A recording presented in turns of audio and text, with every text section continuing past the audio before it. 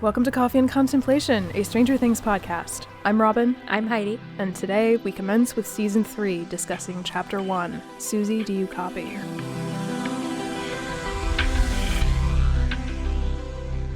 Hey everybody, before we begin today, wanted to make a just quick detour and explain something that I think is important for contextualizing this season, and that is many of these episodes were recorded prior to Russia's invasion of Ukraine. So honestly, coming at this season, this particular season, given what's happening, to be specifically looking at this portrayal of Russia and the way that so much of its evil is portrayed as very caricatured and overly stylized and sort of stereotypical quote-unquote evil Russia, given the fact that we are seeing real evil happening right now in 2022. So that juxtaposition is a little bit uncomfortable, and so we just wanted to acknowledge that.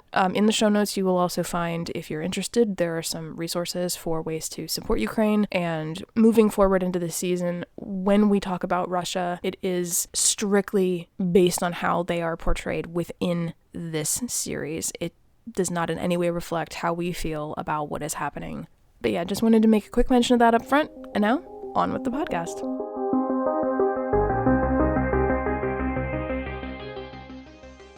Coffee selections for today. We went a little bit different for today's selections. We actually went to H Mart. I don't know if it's just local to us, but I think it's at least national. Yes, my friend in Seattle goes to H Mart all the time. Well, there we go. Yeah. So H Mart, an Asian market, and we got some bubble tea. I got a green tea matcha, and I got a strawberry fruit tea with popping mango. It's really, really good, and it felt appropriate considering that this episode introduces us to Starcourt Mall. I don't know why that feels relevant. I guess because like the food court. I would pay real money to see Hopper be given a bubble tea, and like how he would react to like a bubble tea. I would love to see Elle react to a bubble tea. She would love it. Yeah, because she loves sweet things that are sweet. Yeah, she does. And, you know, she likes learning new things. Hopper would be just very like, I'm too old for this. All right, well, now that we've acquired something coffee adjacent, let's proceed with contemplation.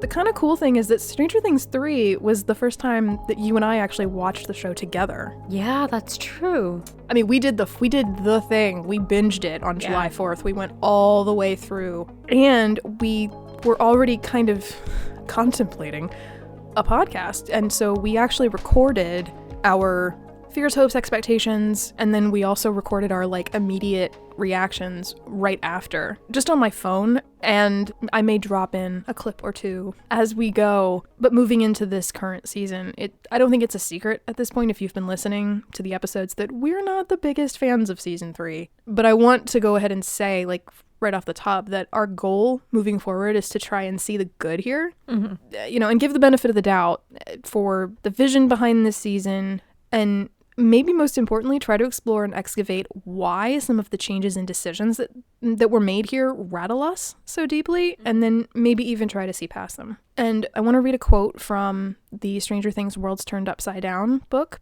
Quote, "After 2 very intense seasons in dark spaces with grim monsters and claustrophobia-inducing tunnels, Matt and Ross Duffer decided it was time to brighten things up. Literally, with a Somerset storyline fueled by young love and raging hormones. Aesthetically, it's going to feel very different," Ross Duffer says. "Everyone is going to this new mall, seeing movies, and of course the Hawkins pool is open for business. I think there will be a sense of fun and joy. The biggest battle young heroes Mike, Dustin, Lucas, and Will are facing may simply be growing up. Burgeoning romance already has strained the ties among the original members of the party of Dungeons & Dragons adventurers, and each of the boys is struggling with awkward entry into full-blown adolescence. A stage of life when nothing is quite as simple as it once was. It's really the final summer of their childhood," Ross Duffer adds. "They're dealing with growing up, with these complicated new relationships. They're starting to fall apart a little bit, and maybe they don't love playing Dungeons & Dragons as much as they used to. Naturally, that's going to generate conflict." Adds Levy, "If season 2 was about the desperate desire for normalcy and the impossibility of normalcy in Hawkins, season 3 is about change. It's about the changes in the kids' relationships with each other, It's about romantic relationships that change friendships. It's about adult relationships that maybe change in tone. It's about Hawkins as a town changing with the arrival of a new mall and what that means for the small town in the 1980s. End quote. So that's kind of the vibe I think that's important to keep in mind. And I hadn't read that part of that book in a while. And so that offered me a little bit more context to understand what they were going for. But yeah, we'll readdress that in final thoughts. Moving into the actual episode properly, we open June 28th, 1984 in the USSR. And some scientists walk into this control room looking a bit wary. And Alexei is one of those too, even though we don't technically know who he is yet. But we see Alexei and this other scientist with 2 keys and that they put into the 2 ports, and when they do so, it starts up the mechanism. A lot of computer-generated imagery right away. Already a major tone shift from all that's come before. I mean, they are not wasting any time with saying, this is going to be a different season, this is a different feel. But the device opens a rift in the stone wall, looking an awful lot like the gate that Elved closed the last season, and out spills some familiar-looking tendrils as the rift opens. The whole building starts to shake, though, and the device shuts down before blowing up and killing all of the techs in the room, which prompts the general to come down and looks at the resealed wall. They start speaking Russian. One scientist starts making excuses until the Terminator-looking dude picks him up and starts choking him. Immediately thereafter, we get the Russian choral song that starts playing in the background. Apparently, it's the Red Army is the Strongest, which, according to good old Wikipedia, is popularly known as White Army Black Baron, a Russian marching song written in 1920 during the Russian Civil War. And the song was meant as a combat anthem for the Red Army. So, subtle is what I'm saying. It's a lot. It just really reads like a Bond villain sequence. It does. The whole thing. Why are they doing this? What good do they think will come of it? Don't matter. It's, no, Mr. Bond, I expect you to die. Yeah. And, like, I mean, maybe that's what they're pulling from, the, like, Dr. No bullshit or something. Maybe. And then, like, this guy is the Terminator. Do we have any hints about why he's able to pick up a fully grown adult and choke him with one hand? No. My expectation from just this episode alone was that he was potentially, like, a test subject. Because we're in kind of like an alternate version of the Hawkins lab.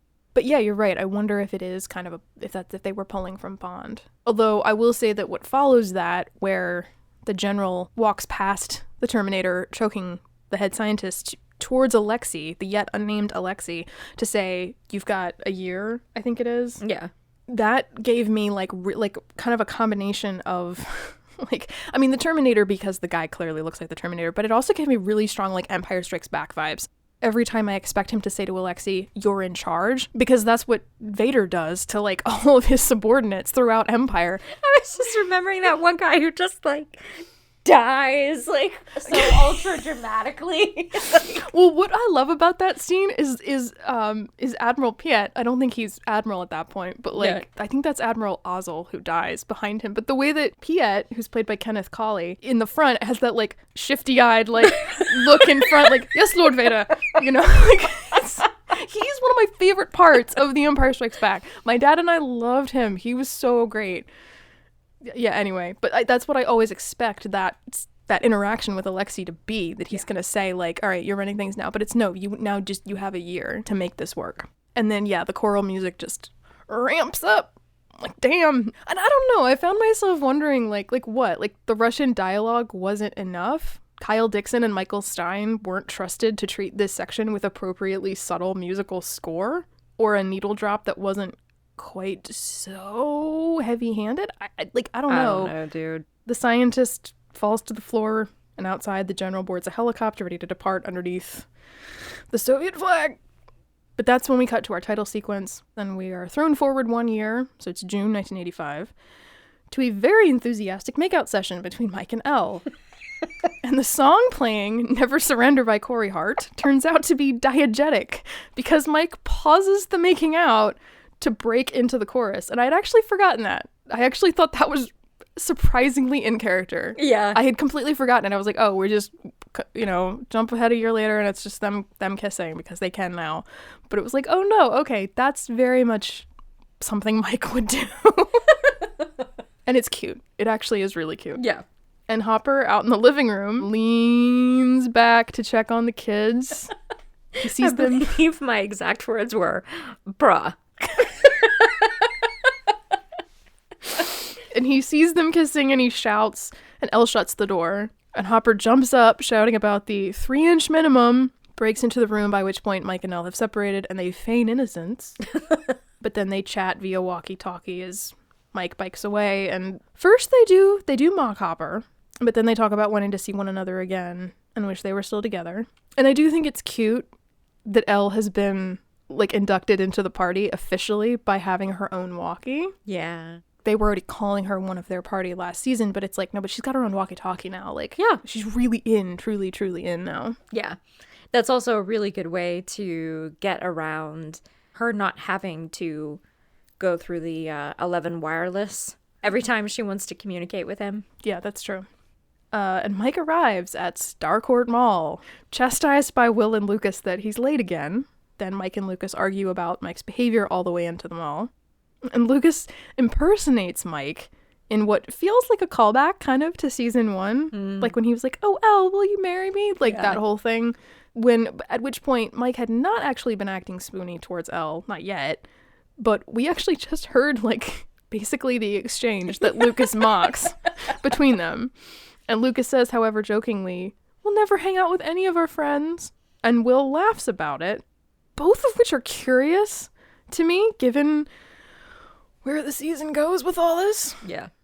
But yeah, and we get a sweeping view of Starcourt Mall as they like race through. They pass Erica on the way, who calls them nerds as they rush by. And oh my god, the color. Yeah. I will say it's a lot less jarring now than it was on the first watch. Like, it's such a contrast to the last 2 seasons. This feels closer. I'm not saying it is. I'm saying it feels a little closer to 80s caricature and stereotype, the sort of like, quote unquote amusement park version of the decade. Yeah. Not unlike the way that Back to the Future treated the 50s. I feel like the previous 2 seasons, full of homage and reference though they were, I feel like they felt more like 80s slice of life and vibe more than they felt like this.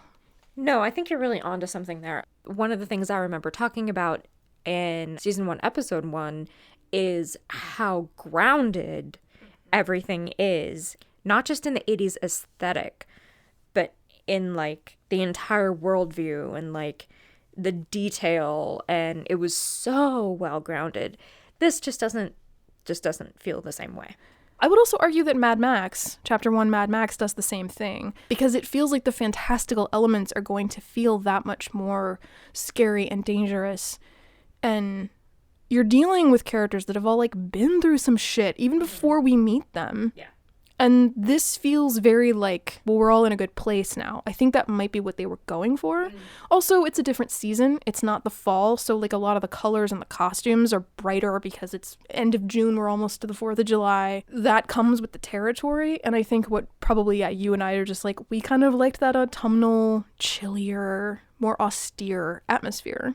And I think, like, if they are trying to make Starcourt a character in and of itself, separate from the fact that it is, in fact, what it is, and have it be kind of like a symbol for the article that Nancy pitches, like, the threat to small town America type deal, I think that maybe the colors and the vibe and the, like, sort of overwhelming opulence of the mall, we're seeing them all through the filter of the characters, because they've never seen anything like this. It's new, it's sparkly, it's bright, but I don't know that it's that successful for me. I don't even necessarily think that, like, I associate, or that I need to associate Stranger Things with being autumn, but there's something about it that doesn't land. I think part of it is that, like, something that I have thought about a lot in the last like couple of weeks in preparing to do season 3 is that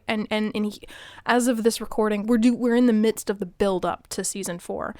And so in thinking a lot about, okay, well, season 4 is going to be spring break, I actually think that they did seasons 3 and 4 in the wrong order. By that, I mean, I think they should have done spring and then summer. The idea is great, but I think it was too jarring too quickly. Too much of a tone shift too fast. Because I don't actually think any of this is like bad, inherently bad. I just think it's too much of a contrast too quickly. The last season wasn't Halloween, and I think naturally that time period, like I agree it doesn't have to be autumn, but by setting it then, it lends itself to like it's colder, they all have coats on, like right. It's naturally more dreary. And something actually another podcaster I heard once say about Neil Gaiman and Neil Gaiman's work is that even if it's something lovely and nice, there's always this underlying sense of that something might not be, that there's something at the edge that you just can't quite see. You have no reason to suspect it, but just there's this vibe, like something's just not quite totally, it's not all like happy. Like there's just something like, I don't know what the word would, I don't remember the words that she used, but like that it's just, there's a little bit of danger like just around the corner. I actually kind of like that about Neil Gaiman's work, but I think that's something that you find in those first 2 seasons is that even in the stuff like with the kids, like, you know, Nancy and Steve and Barb and like that whole stuff in the first season, even though you're dealing with like teen romance there, because again, that's teen romance, let us not forget. Yeah. But it always feels like there's something creepy like just under the surface. Right. But it's different. And I think that the difference was too abrupt. Yeah. But yeah, so they move through the mall and they end up at Scoops Ahoy, the ice cream parlor. They and us meet Robin and they ask if Steve is there, and he begrudgingly lets them through the back door to sneak into the movie theater for free. They sneak past the Back to the Future poster and into a packed theater playing a sneak preview of Day of the Dead. But then the movie shuts off. All of Starcourt goes dark. Full-on power outage. And the musical score here is the track The Upside Down, which I thought was, it's not like a earth-shattering choice, but I liked it. And the power goes out across all of Hawkins, which leads to the barn at the edge of town where the ground is shaking and some freaky shit's going on. Right before the power comes back on. And while the film starts up again, Will feels the sensation of the mind flare. And Mike notices. He notices something's up with Will and asks if he's okay. And Will, like last season, pretends like he's fine. And though I had to admit, though, like, I don't know that there's a whole lot Will could really say in this moment because they're in a big crowded theater. And then cut to the next morning when Jonathan and Nancy wake up late, scrambling, and she sneaks out the window. Which is hilarious to be like, why is she bothering? Well, clearly, because, yeah, Joyce doesn't care. Joyce knows. And yeah, like, Joyce continues to look healthier and healthier from season to season. Joyce is an MVP of the season for me and the series at large. Like, even when the writing can like stray out of character, like somehow Ryder just always manages to stay consistent. And yeah, like MVP. Will calls Jonathan and Nancy's behavior gross, to which Joyce says she doesn't think he'll think it's gross when he falls in love, to which he responds, I'm not going to fall in love. This season is very much Will coming to terms with the fact that he is either ace or he is gay. Or bi. Maybe. But I remember being Will's age and being very much like, you are not gonna catch me behaving like that. I do think it's cute, though, that Joyce doesn't seem to buy it. She's just like, okay. Yeah. And I choose to believe that she will still feel that way regardless of whatever happens with Will, whenever, if ever, and with whomever he loves. Oh, yeah. She used Christmas lights to communicate with him in another dimension. She's not gonna fucking care if he has a boyfriend. Like, it is not that serious. The Christmas lights and the upside down, that was serious. I think, like, kind of like what you said about, like that the Demogorgon or the Demodog body in the fridge would probably not be the weirdest thing that she ever found in the fridge. Will turning out to not be straight would probably not be the strangest thing. She's like, but no. Also, like, we never find out what happened with that, by the way. The dog? The dog! We never find out! Like, I guess we just have to infer that, like, we told Owens about it and they came and got it, but I'm like, I want to see that scene! I just am picturing Joyce just, like, wanting, like, orange juice or something and opening her fridge and just being like, oh, Jesus Christ. Do you remember from the first series of Sherlock when John like goes into the kitchen and like opens the fridge door and there's a head and he just goes, "Oh." Sorry, I should have waited till you weren't drinking. Yeah, probably much the same vibe. But yeah, Jonathan and Nancy bicker on the way to the office, and he tries to be encouraging, but she shuts it down. She's like, and I think they're definitely sowing seeds for their argument to come.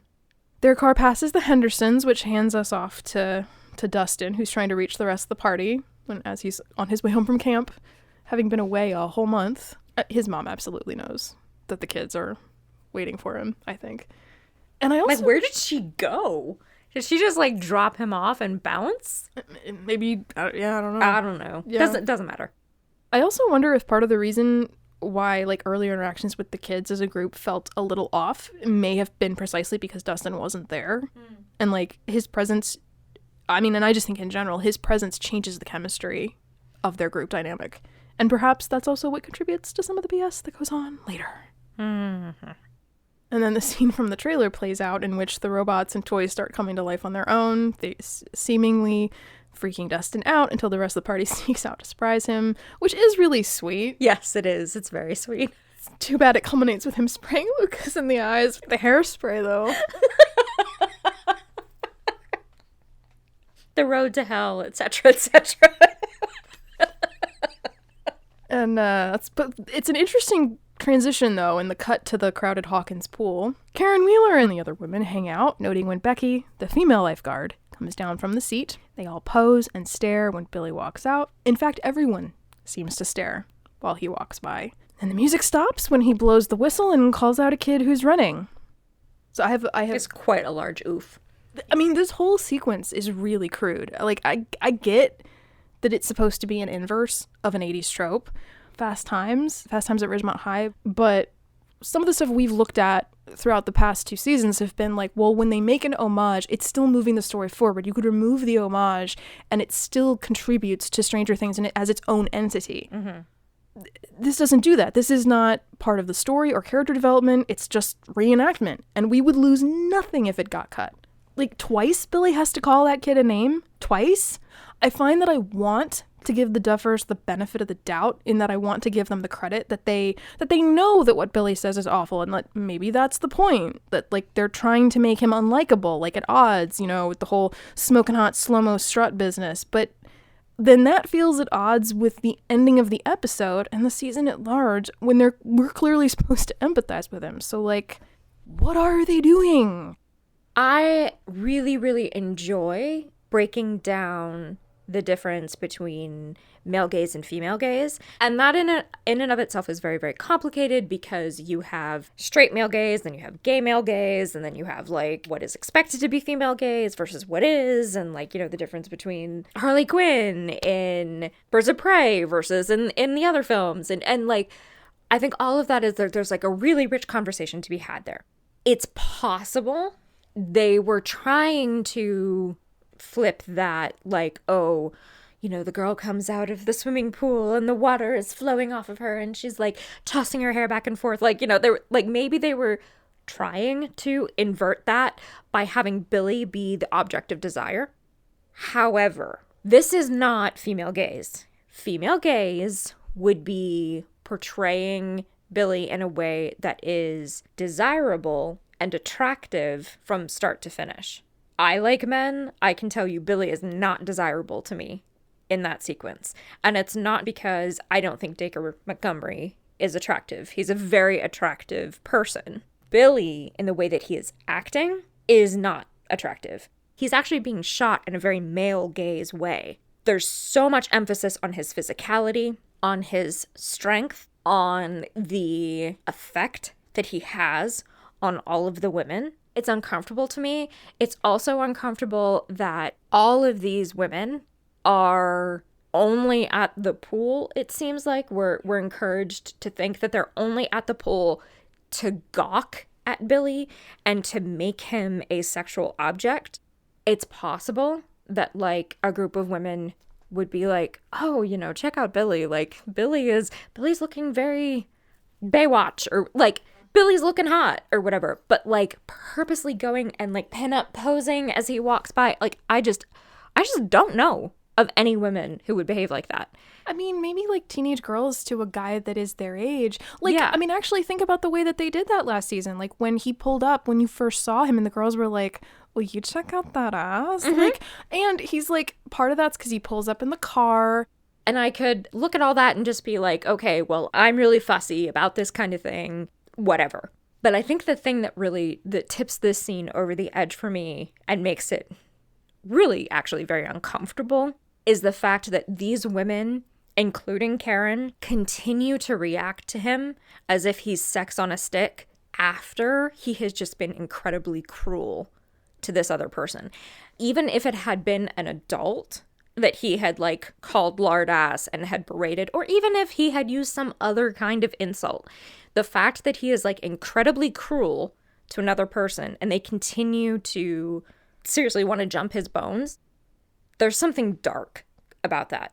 If he had been yelling at the kid and saying, hey, no running, you know it's dangerous, you know what the rules are, if you do it again, I'm gonna kick you out. That would not have bothered me if he's saying something like that. He's actually looking out for the kid's safety. If he said something like, I don't want you falling and cracking your head open, fine. But the fact that he went out of his way to assert his power and degrade the other person, and that the person's a kid, oh, I don't like it. And it brings me back to the same question. What does this do for Billy's character? How are we supposed to respond to this? Like, honestly, I'm kind of surprised he didn't yell at two kids fighting. That would have been set up for what we see at the end. Mm-hmm. Like, we're supposed to know that, like, Billy is hot shit. But I don't give a shit that Billy is super hot.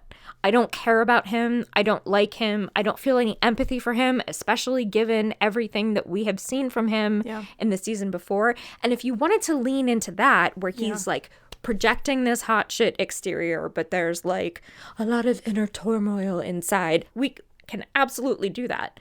But you have to actually do it. You can't just be like, oh, he's hot shit, and then, oh, he got eated.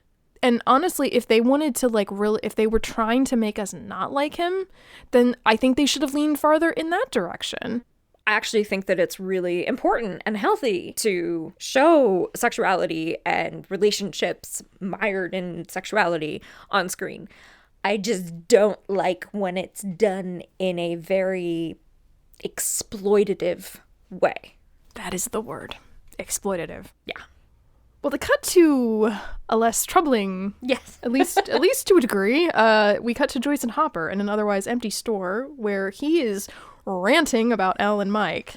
I don't know if I loved it the first time I watched this, but I do actually kind of love this sequence now. I don't agree with anything Hopper's saying, and I pretty much do agree with everything Joyce is saying, but like, Hopper just being like at his wit's end, like he can handle absolutely everything, but he can't handle his daughter kissing her boyfriend, is just kind of delightful to me.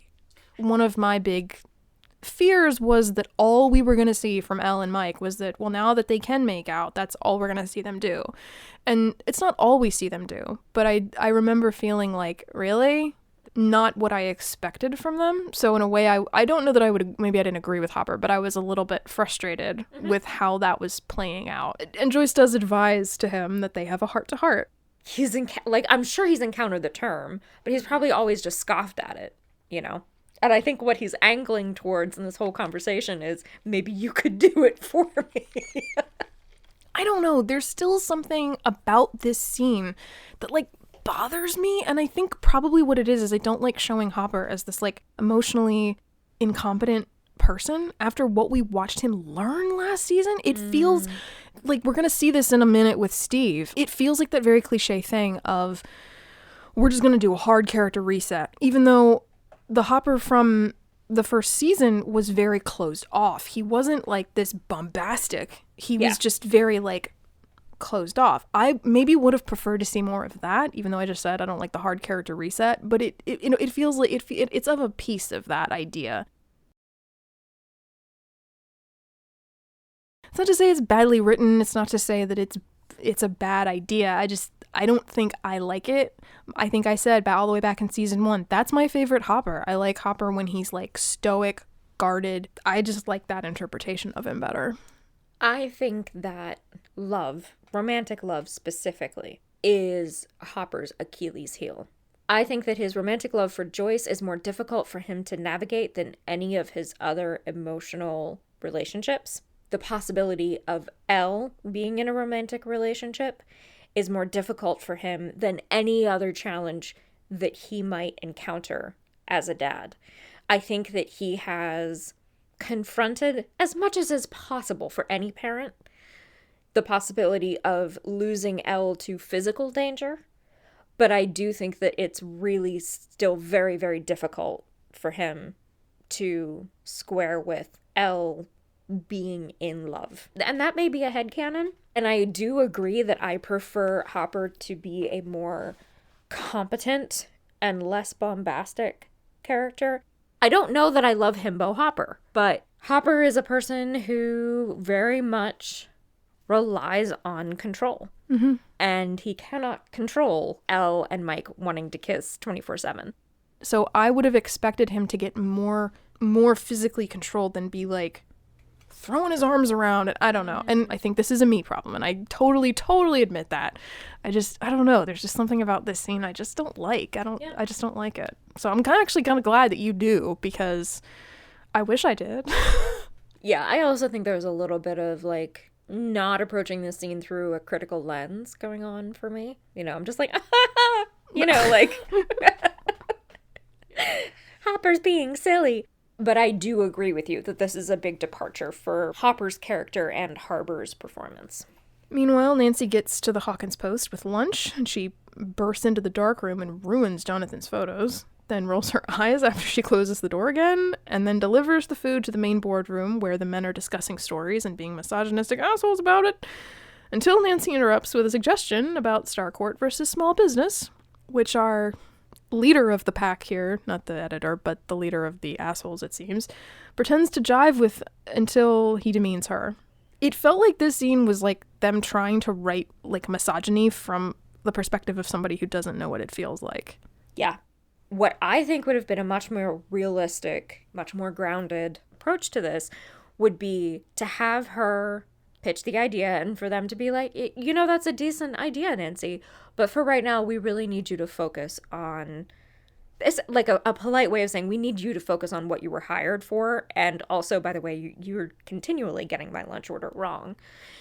And then the next week, the article that she pitched shows up in the paper. Yep.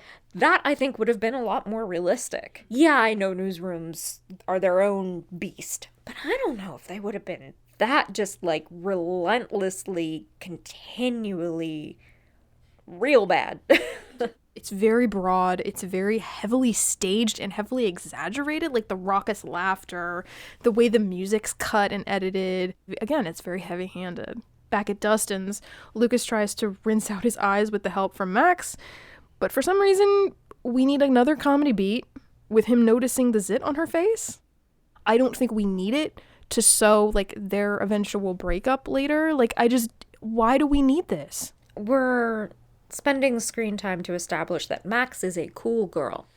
I guess. Yeah, because she spends all her time with the boys.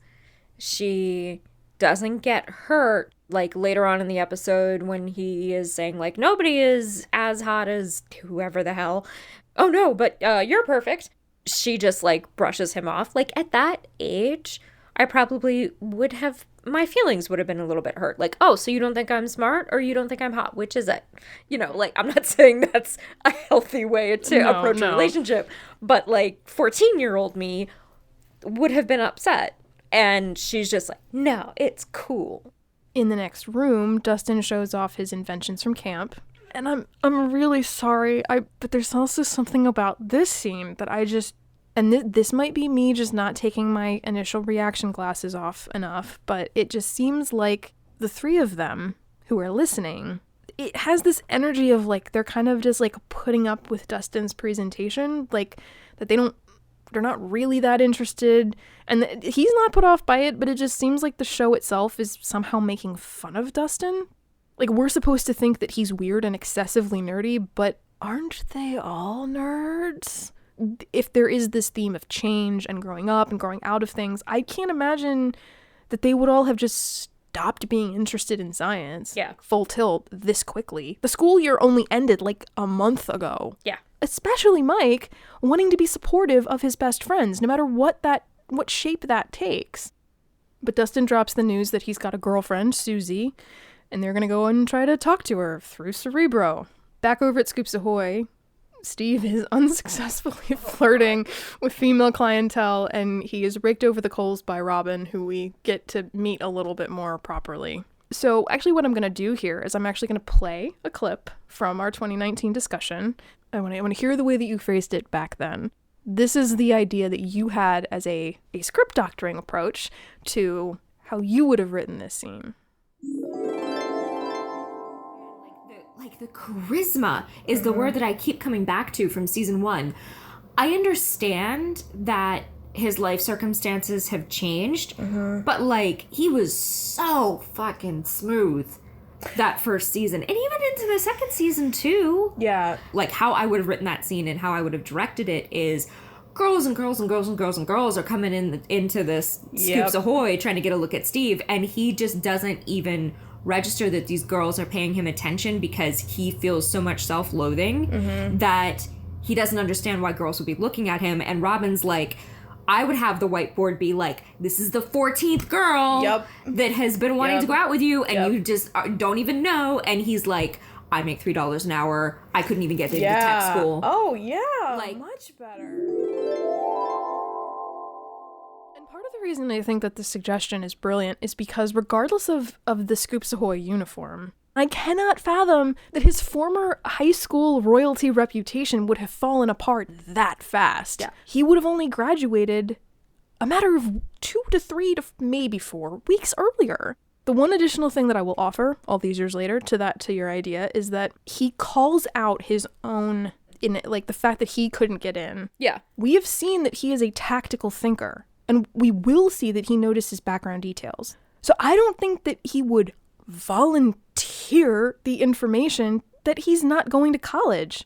So my revision or addition is that the girls are coming in, they're still keen on him, but he is flirting back. And then they ask him things like, so where are you going to school? Or, so which college team will you be playing for?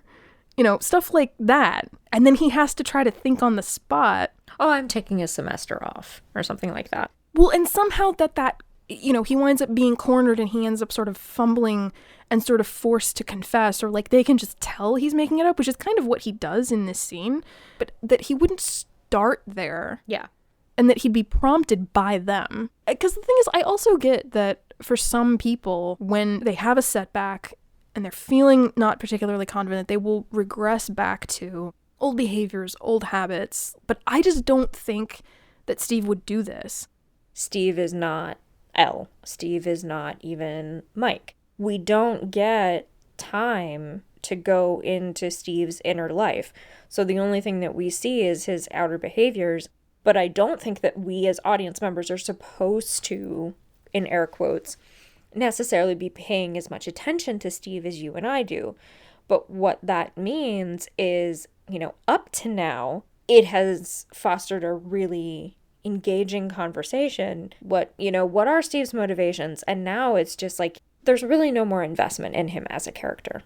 When he talks to Robin and she says a thing about, which I actually really love that moment of tenderness from her. Like, I don't love the, like, you suck thing. Like, it's, it's fine as far as it goes, but like the moment where she kind of sets that aside and is like, why don't you just try being you? Like, because I think even by that point, she's already going like, you're not at all the person I thought you were, or at least not nearly as bad as I thought. But that little monologue he has where he just goes, this is basically everything that's been going on for me. They blow right past that.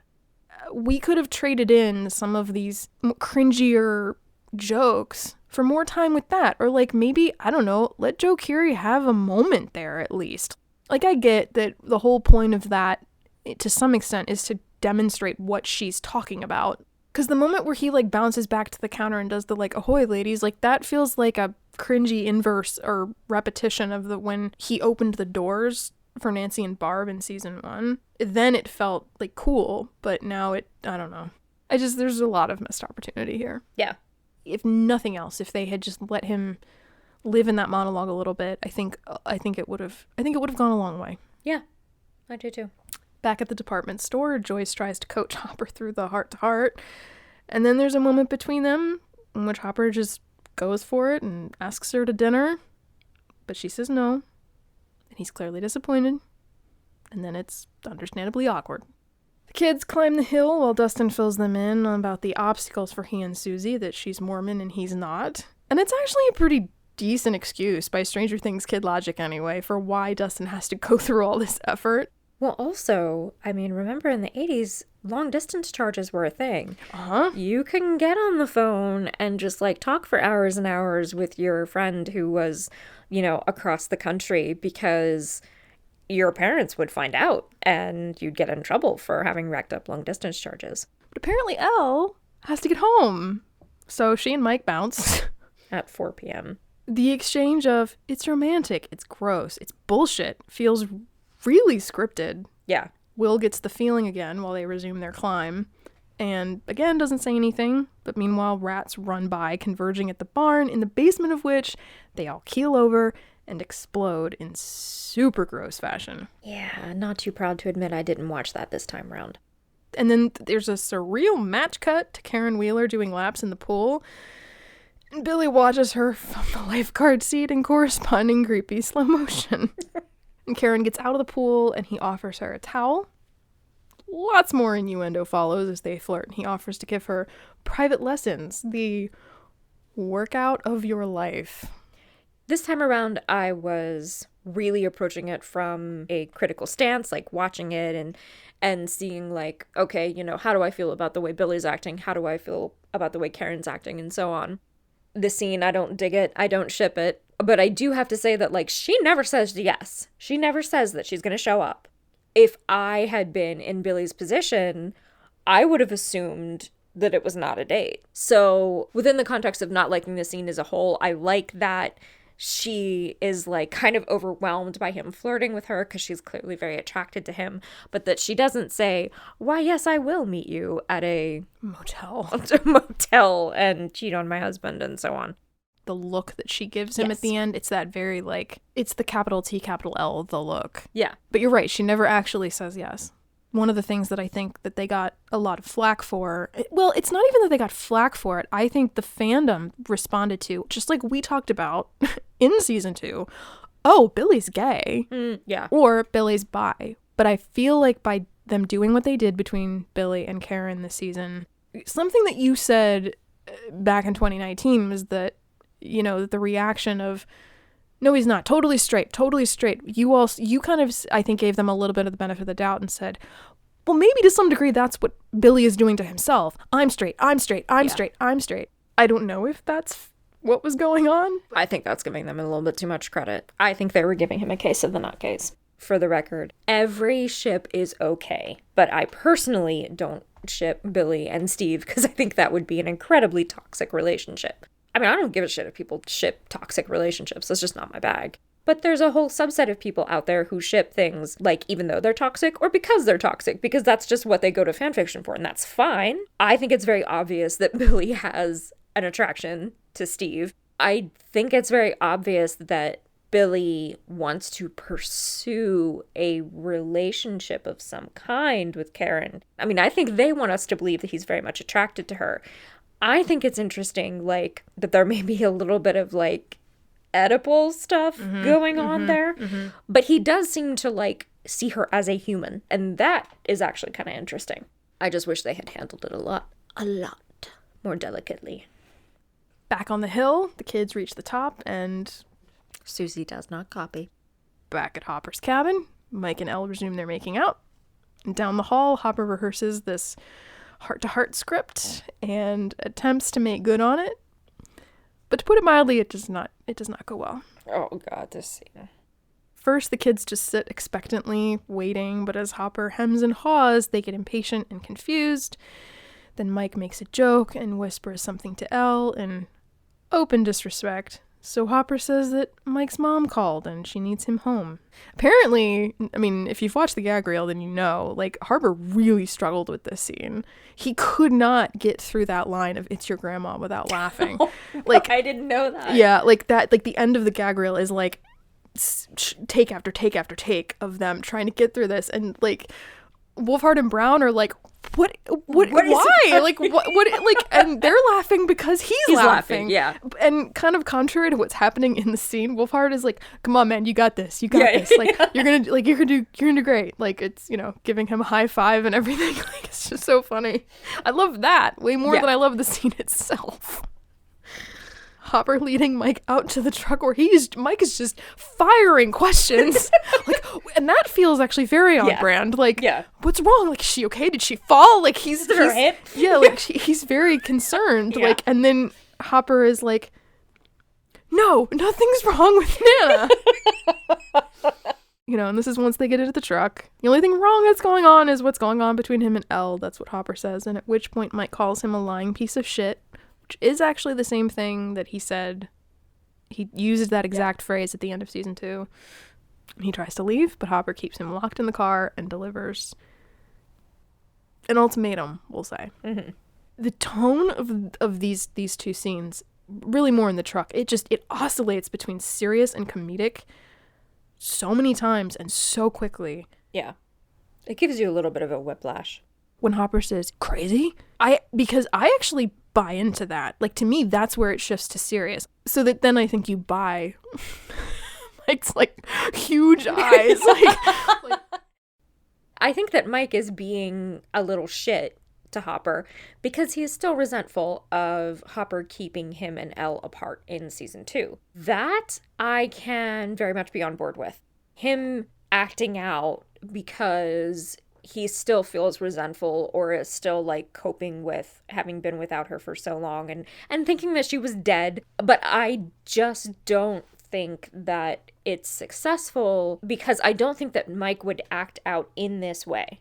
You know, as much as I did enjoy the department store conversation with Joyce, I just don't think that Hopper would have ever tolerated this being what they did. I don't think that Hopper would have tolerated the two of them being by themselves in her bedroom. I think he would have been like, you can hang out on the couch and watch TV or talk or hold hands or whatever you're doing, but you're not going into your room. That's what a cop would do. He is chief of police. That is what season 1 Hopper would have done. And granted, they're not doing anything wrong, I don't think, in the way, like, yeah, they're making out a lot, but I think I said to you as we were watching the episode, like, I think the only parts of their bodies that are actually touching are their lips. They're like leaning into each other. So, like, you know, this is not a, like, we have to have the talk kind of thing or anything like that. Really, it's just about being respectful of the space and also, like, being respectful of Hopper as an authority figure in Elle's life, despite Elle's special circumstances. Yeah, I think that defiance and that pushback would have manifested differently. I think Hopper would have handled it differently if we were keeping characterization in line with the previous seasons. And that is just not what's going on here. Mike rebelling in a way. To me, a better version of that would be him sneaking her out to go off to Starcourt Mall, like, or, you know, because something that I said in 2019 that I think we'll get into more probably in the next episode is that Mike's characterization of the past 2 seasons, and I would even say a little bit, we see more of this later in season 3, is that he likes to introduce things to people. He likes to not necessarily be the leader, but like, I think that's why he liked to DM. I think that's why, and I don't mean he likes to mansplain. I don't mean that at all, but he likes to, like, when he and Elle meet, he's like, well, this is the recliner, and let me introduce things to you. I like, you know, these are my toys, and he likes sharing things with people. It just would have been cool to have seen more of that. Yeah. And I think that especially if he is showing open rebellion to Hopper, then yeah, like, he's sneaking her out, or he's like being more like cold shoulder, like being openly condescending just doesn't feel like Mike to me. I do enjoy, though, when Mike looks at him with those huge eyes, it takes me right back to the scene in the office back in the beginning of the series where like he's like looking at Hopper and like nodding and like it's a real road, it's just with a name that's made up, you know. Yeah. We cut out of that to back to the hill where it's now full dark and still no word from Suzie. You know, we get that exchange between Lucas and Max, and then they leave, and like honestly I don't blame them. They've been just sitting around like waiting at this point. Like we're gonna go, you know, they're probably gonna go and make out now. Like, Probably. And then Will has to go too, but he asks about playing D&D tomorrow, which implies to me that, like, yeah, like, he still wants to hang out with Dustin. He's just like, I have a slightly overprotective parent at this point, too. But once all alone, of course, Cerebro does pick up a signal, but it ain't Suzie, and we cut to the Russian base of operations and catch up with the still unnamed Alexei supervising a new device, presumably, because we don't see it. Meanwhile, Karen Wheeler gets all dolled up to Cutting Crew's I Just Died in Your Arms Tonight, which I actually think is it's a perfect needle drop, because I feel like you can find some double meaning there. Potentially end of her relationship with her husband, her lifestyle, especially as she goes downstairs and she sees Ted and Holly asleep in front of the TV. And that's when she seems to waver. Billy, on the other hand, flies down the road, rehearsing what he's going to say to Karen. And I don't know, man, like between this and the scene at the pool, there's something about the way that he's playing this. He sounds a lot more amateurish than he did in that scene with Karen at the end of season 2. Totally in control. I know exactly what I'm doing. I know exactly how to play you. Yeah. But something about these two sequences feel more like a kid playing at doing this thing. So there's two possible interpretations. One is that Billy is great at manipulating people, but he's not used to women being like, yeah, sure, okay, I'll meet you at this like out of the way motel and we can have an affair. So it's possible that this is, I mean, if not his first younger woman, this may be his first older woman. Mm-hmm. So maybe he's actually feeling a little bit vulnerable. Mm-hmm. And then the other kind of interpretation is that they're just trying to make him human because he's about to get eated. Or so we assume. Because, yeah, something rams his car off the road. He gets out at the now familiar looking barn, and he takes his anger out on his car for some reason. He does not deserve that car. I want that on record. He does not deserve that car. I mean, the car didn't do anything. No. And he only seems to question that when he spots something gooey on the side of it where it was hit. Something moves around, unseen, grabs his ankle, and drags him down into the basement. Into the pit of despair. And that's where the episode ends. Final thoughts? It's time for a drink. Yeah. That happened. This was really not a strong start. If this was just something that I was checking out for the first time, I would not proceed. No. I feel a little less judgmental about it now, but I don't know that I necessarily disagree with that statement, at least to a degree. This does not, to me, have any of the same opening kick-ass power that either The Vanishing of Will Byers or Mad Max did. Yeah. And rewatching this episode for a critical rewatch, I liked it more than I expected to. And one of the biggest telltale signs of how different it is the fact that all the finesse, truly, the subtlety is gone. Yeah. Not to say that we don't get character development, we don't get great moments, because we do. Mm-hmm. I liked Robin immediately. Yeah. I really feel like this episode indicates that they got spooked after season 2. Mm-hmm. I think that because the reception was nowhere near as strong as season 1, and because of some of the nature of the feedback they got, mm-hmm. where they tried to make the world bigger, when they tried to do things that were out of what we already expected. And I'm not just talking about The Lost Sister. I mean, there are other elements of that season that I think do that.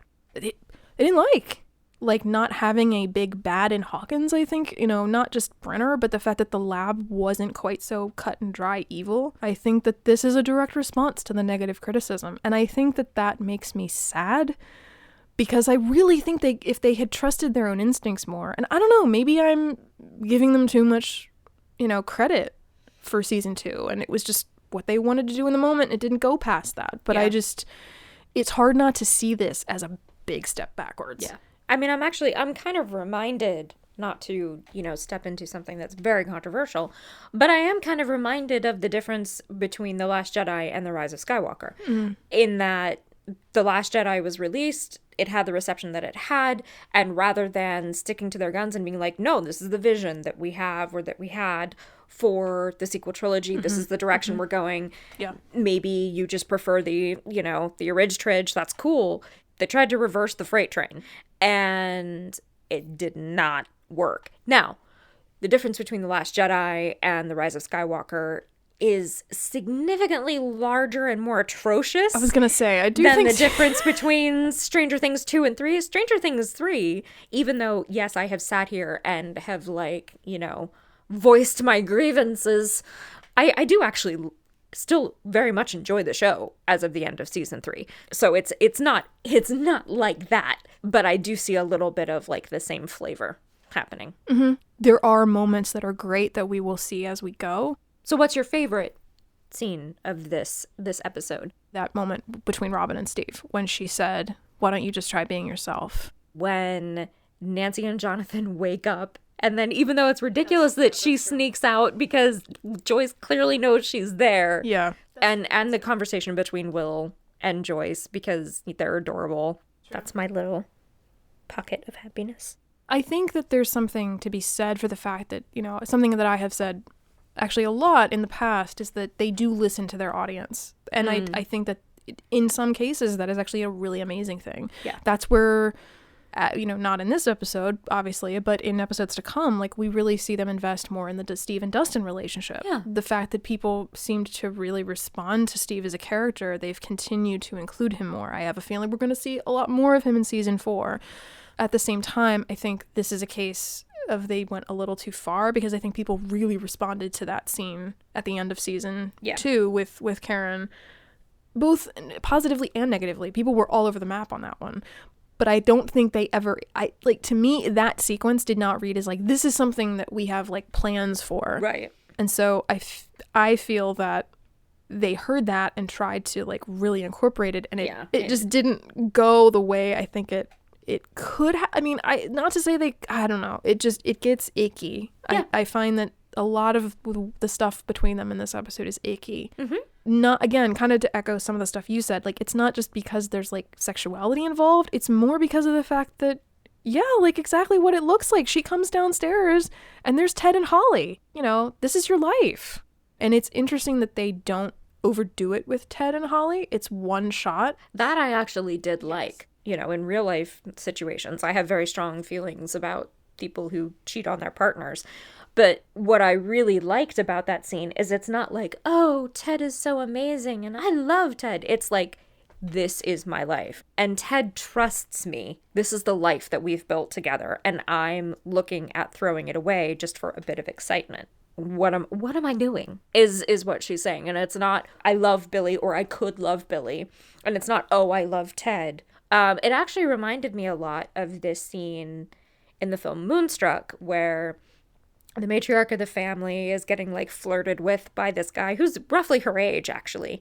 And they platonically have dinner together, and then he walks her home and he's trying to flirt with her the whole time, and she's just kind of tolerating him. Mm-hmm. So it's not like Karen and Billy in that way. But they get to her door and he's trying to orchestrate an invitation inside. Eventually she says, "No, because I know who I am." Mm. And I think that's kind of the conversation that Karen's having with herself at that moment. Who am I? And I don't think I'm going to do this. Yeah, the episode could have done with a little bit more of this flavor. Yes. So moving forward, one of the things that's also in play here, right from the jump, is that, as we've discussed, Stranger Things plays with genre. And up to now, it's mostly been fantastical or at least in the adventure genres. It's been monster movies, fantasy, sci-fi, thriller, horror. And this, I believe, this season introduces 80s teen comedy and rom-com. And I think that's why a lot of people buy into it, because it is on brand for the decade for 80s nostalgia, but they don't necessarily jive with those other genres. Tonally, it's a mismatch between more grounded stuff like The Breakfast Club or Overboard, compared to The Dark Crystal and The Goonies. Those two might work well in a movie marathon, But I don't think they can occupy the same space, like the same world. Like, one ultimately would have to submit to the other if you mash them together. Fantasy characters either get a break from their usual, like, high concept, dire stakes adventures, or the normies from something more like our own world get a shock that magic and monsters are real, or they get wrapped up in all the conspiracy theories they've heard about and they now must get involved. Right. So to have the tones of both in play here, granted, season 1 managed to do a lot of that, like I said, with Nancy and Steve and Barb and Jonathan, but that was a lot more subtle, and it always seemed to be leading back to the Demogorgon, to Hawkins' lab, and the bigger picture. I don't know that that feels true here, and maybe I'm, again, way overthinking it, but that was just something I found myself thinking about. So in that regard, that kind of leads me back to the quote that I mentioned at the top, because I think that may have been part of kind of like, this may be what a lot of people felt about The Lost Sister. Like, it didn't work for them because it felt too out of place with what else was going on. I don't see it that way. There may be people who don't feel like these genres are at odds with what was going on. And Sure. And this may have been, the Duffers and Shawn Levy trying to say, we want to play with the form. We want to try something different. And if that's the case, and if that's really what they're getting at in those opening quotes, and that really was their vision, and they really were trying to continue the genre mashing, I actually can appreciate that. So I know I spent most of the episode going, I don't like this, I don't like this, I don't like this. I still kind of feel like that they're... There's a difference between I don't like this didn't land for me, versus this sucks, this is bad, and you should feel bad. And I think we are doing a little bit of this sucks and this is bad and you should feel bad with the Billy stuff. Yes, yeah. But I don't think that we're doing that so much with the, like, I didn't jive with the Starcourt. I didn't jive with the Hopper being the overprotective dad. So it didn't land for us, but that doesn't mean that it's inherently bad. It just means it didn't land for us. And I do think that, I reserve the right to be a little disappointed by that. Sure. Because I liked what came before so much. Yeah. So I'm hoping that what we see in season or seasons to come is a blend of the two. Yeah. And then the very last thing I just want to throw out there is that, yes, in case you're wondering, I am quite delighted that what I would call my favorite show features a character who has my name. So, yes, I'm very much aware. I was very happy for you. And with that said, that will conclude our contemplation on Chapter 1, Suzie, Do You Copy? If you've got comments, questions, thoughts, you can join the conversation. We're on Instagram as @coffeeandcontemplationpod and TikTok as @coffeeandhawkins. Like, share, subscribe wherever you get your podcasts, and please consider leaving us a review. Thanks for listening. We'll see you next time. Over and out.